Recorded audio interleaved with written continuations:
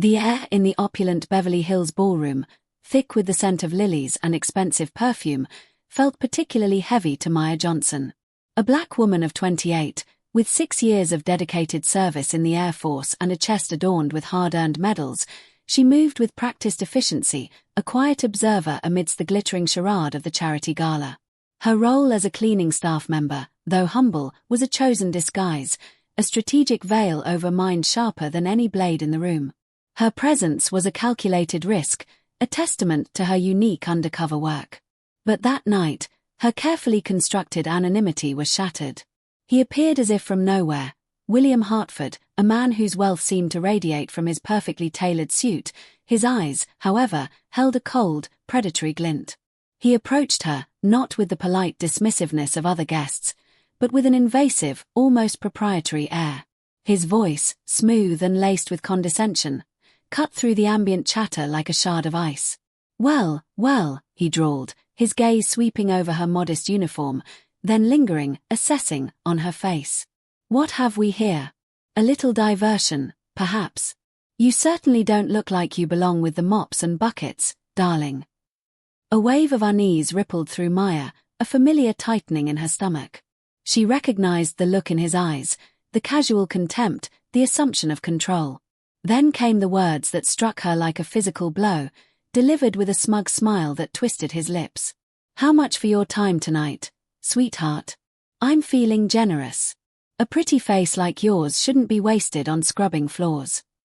He pulled out a wad of crisp bills, fanning them mockingly, his eyes daring her to take them. The blood drained from Maya's face, a sudden chill spreading through her veins despite the warmth of the room. The whispers around them seemed to amplify, turning into a chorus of judgment. The clinking of glasses, the polite laughter, all faded into a deafening silence in her ears. She felt every eye on her, 1,000 invisible fingers pointing, judging. The humiliation was raw, visceral, a burning shame that threatened to consume her. It was the kind of public degradation that sought to strip a person of their very essence, reducing them to nothing more than an object. Yet, even in that searing moment, something within Maya refused to break. Her military training, her years of facing down danger, kicked in. Her back straightened imperceptibly. Her gaze, though momentarily clouded by shock, hardened. The burning in her cheeks was not solely from shame, but from a fierce, incandescent anger. She saw not just William Hartford, but every dismissive glance, every whispered judgment she had ever endured. Her voice, when it came, was low, steady, and infused with an icy calm that defied the raging storm within. "I am not for sale, Mr. Hartford," she stated, each word a carefully placed stone, "and my worth is not determined by your generosity or your assumptions." She met his gaze squarely, her eyes holding a depth he could not fathom, a silent refusal to be diminished. The audacity of his proposition, the public nature of his insult, far from crushing her, had instead ignited a cold, unwavering resolve. She turned away from him, her composure a shield against the venom he tried to inject, leaving him momentarily stunned by her defiance. The video, already capturing the scene, would ensure this moment, this profound public humiliation, would not be forgotten. It was a catalyst, a point of no return. What William Hartford, in his arrogant blindness, failed to comprehend was the profound depth and complexity of the woman he had just publicly humiliated. Maya Johnson was no mere cleaning staff, no diversion to be casually dismissed or bought. Her unassuming uniform and quiet demeanor were, in fact, an intricately woven part of her most guarded secret. She was Ghost Johnson, a name whispered with reverence and a touch of awe in classified military circles. Her true identity was classified, her existence as a highly specialized pilot a closely guarded secret, veiled beneath layers of anonymity. Her record, studded with extraordinary military achievements that far surpassed her years of service, lay hidden, classified, utterly unknown to the man who now sought to destroy her. The incident at the gala was not an isolated event. Over the past 3 agonizing months under Whitfield's command, Maya had endured a relentless barrage of racial discrimination. Each sneer, every dismissive glance, every veiled insult, every overtly racist comment, every crude joke about her ethnicity, she had meticulously recorded them all. Her mind, trained for precision and detail in the cockpit of an advanced fighter jet, now acted as an unyielding archive of injustice. It wasn't just the verbal assaults, she had also silently documented the insidious acts of sabotage against her own aircraft, subtle yet dangerous tampering that could have cost lives. And it wasn't just her. Her watchful eyes had observed the same pattern of prejudice, the same corrosive tactics, being systematically applied to 17 other minority service members under Whitfield's command. Each muttered word, each accidental equipment malfunction, each bypassed promotion. They were all threads in a larger, uglier tapestry of systemic discrimination. Maya carried the weight of this silent evidence, a burden that fueled her quiet resolve. The public humiliation at the gala, instead of breaking her, had merely solidified a growing conviction. The time for silent suffering was over. Her inconspicuous appearance was her greatest asset, allowing her to move unseen, to observe, to gather the irrefutable proof that would eventually dismantle the very system that sought to crush her and those like her. The anger simmered, a cold, controlled fire deep within, waiting for the opportune moment to ignite.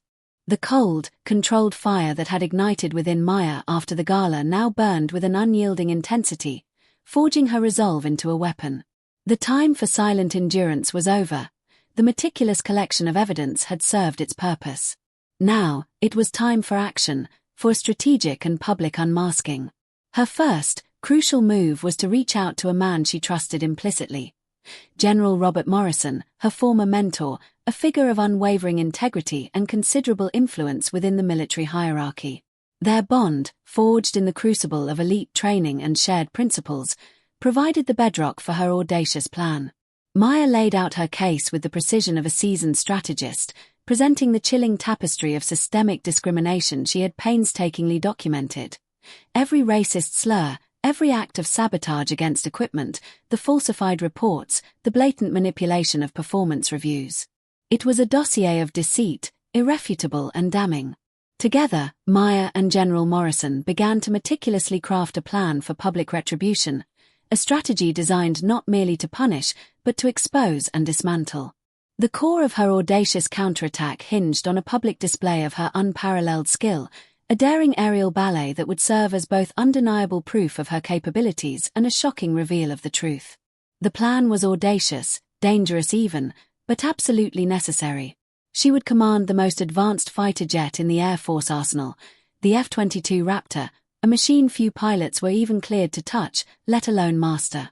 This public flight demonstration would be her stage, a canvas on which she would paint her undeniable excellence. The roaring engines, the impossible maneuvers, the sheer, breathtaking mastery of the aircraft would be her voice, screaming defiance in the face of every sneer and every doubt. It was more than a performance, it was a carefully choreographed act of war against the prejudice that had festered within the ranks. Every detail was considered, every contingency planned for. The element of surprise, her hidden identity as Ghost Johnson, would be her most potent weapon, turning the very disdain that sought to diminish her into a force multiplier for justice. The fear of failure was overshadowed by an almost primal drive for vindication, not just for herself, but for every silenced voice and every tarnished career under Whitfield's cruel reign. The day of the public demonstration arrived, a crisp morning at Langley Air Force Base buzzing with anticipation. 300 service members, including a visibly smug Colonel Whitfield and Brad Sullivan, gathered on the tarmac, their eyes fixed on the runway. As the sleek, formidable silhouette of the F-22 Raptor roared to life, a hush fell over the crowd. Maya, tucked into the cockpit, felt a surge of exhilaration mingled with a calm, predatory focus. This wasn't just a flight, it was a carefully choreographed statement, a symphony of skill designed to dismantle years of insidious prejudice. She pushed the F-22 through a series of breathtaking, almost impossible maneuvers. The jet became an extension of her will, carving arcs against the sky, defying gravity with effortless grace, executing vertical climbs and hairpin turns that left the seasoned pilots below gasping. Each daring stunt was a direct challenge to every sneer, every doubt, every accusation of her being a diversity quota. The sheer mastery on display was undeniable, a raw, undeniable talent that stunned the entire base into silent awe. Whitfield and Sullivan, initially smirking, found their confident expressions slowly crumbling, replaced by a growing unease as they watched the impossible unfold above them. Then, the moment of revelation.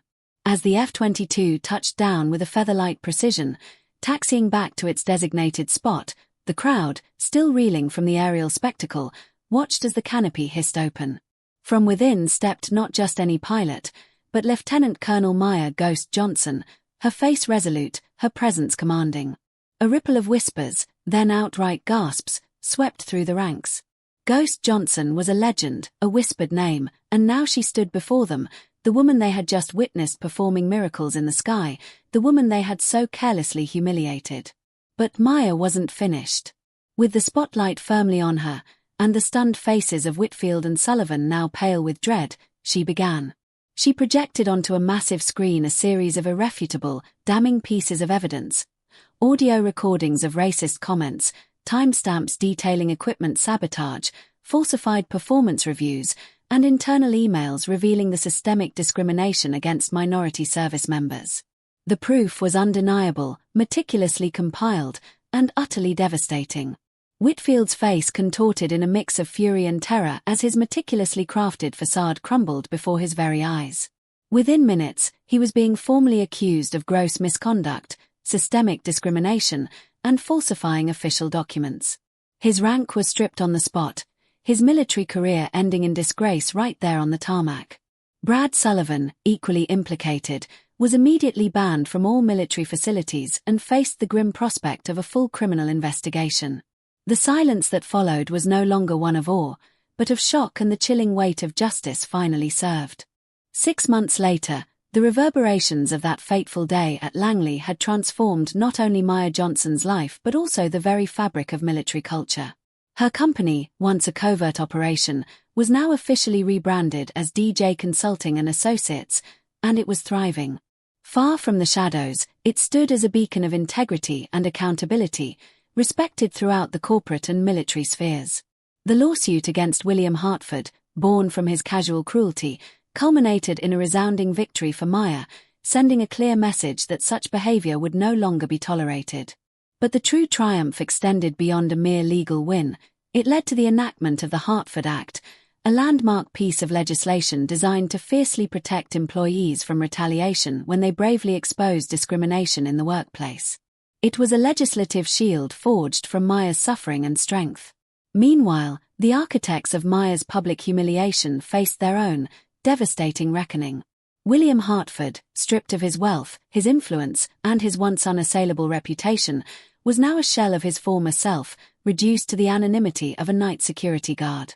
The grandiosity that once defined him had crumbled, leaving behind only the bitter taste of ruin.